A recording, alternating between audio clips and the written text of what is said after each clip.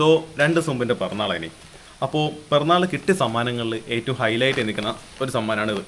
സമ്മാനമല്ല, സമ്മാനങ്ങൾ. ഞങ്ങളെ കൂട്ടത്തിൽ ഏറ്റവും പ്രായം കുറഞ്ഞ ആളുണ്ടാക്കി തന്ന സമ്മാനങ്ങളാണ്. ഇതെല്ലാം കൂടി കൂട്ടിയിട്ട് ഒരു ചാർട്ട് പേപ്പറിൻ്റെ ഒരു പൗച്ചിലാക്കിയിട്ടെങ്കിൽ തന്നതാണ്. സോ ഓരോന്നെന്താ ഞാൻ പറഞ്ഞുതരാം. അപ്പം ആദ്യത്തെ സമ്മാനം എന്ന് പറഞ്ഞാൽ നമുക്കൊരു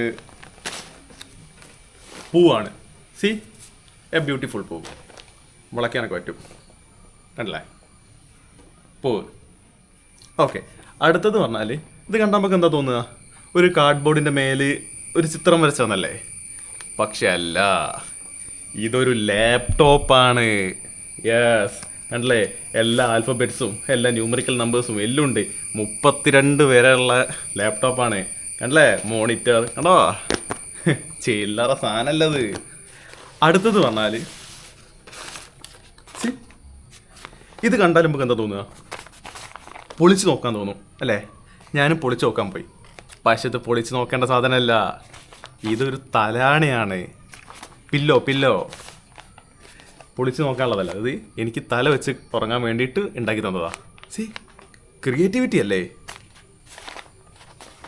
ഇനിയുണ്ടോ ഡിസൈനൊക്കെ ഉണ്ട്. അടുത്ത സമ്മാനം എന്ന് പറഞ്ഞാൽ വളരെ ഉപകാരപ്പെടാൻ പോണ സാധനമാണ്.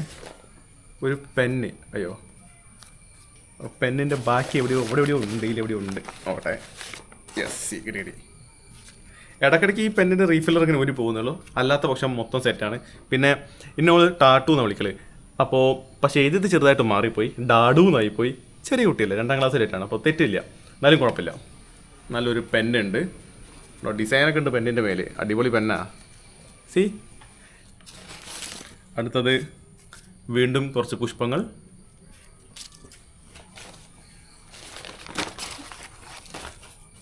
പിന്നെ ഇത് എന്താന്ന് എനിക്കറിയില്ല. ഇത് തോന്നുന്നു ടിക്കറ്റ് ആയിരിക്കാം, അല്ലെങ്കിൽ പൈസേൻ്റെ കെട്ടായിരിക്കാം. എന്തായാലും എന്തോ സംതിങ് അറിയില്ല. പോട്ടെ.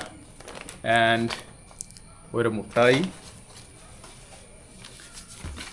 ഇത് യെസ്, ഇത് കോഴിമുട്ടയല്ല കേട്ടോ. ഇത് കളർ ചെറുതായിട്ട് വ്യത്യാസം ഉണ്ടെന്നുള്ളൂ. പക്ഷേ ഇത് വത്തക്കയാണ്.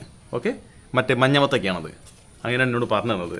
ഞാൻ കോഴിമുട്ടയാണോ എന്ന് ചോദിച്ചപ്പോൾ മഞ്ഞ വത്തക്കയാണെന്നാണ് പറഞ്ഞത്. അടുത്തത് പറഞ്ഞാൽ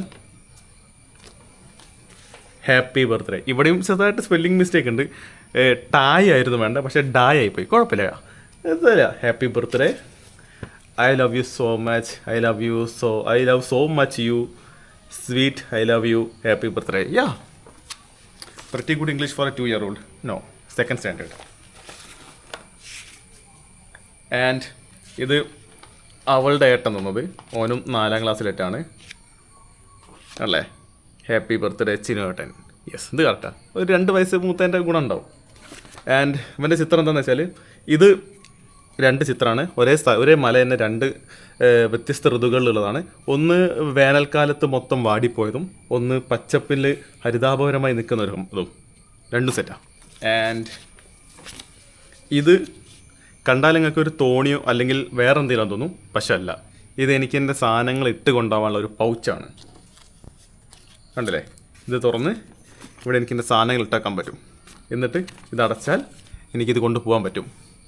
ഓ, വെരി യൂസ്ഫുൾ, റൈറ്റ്?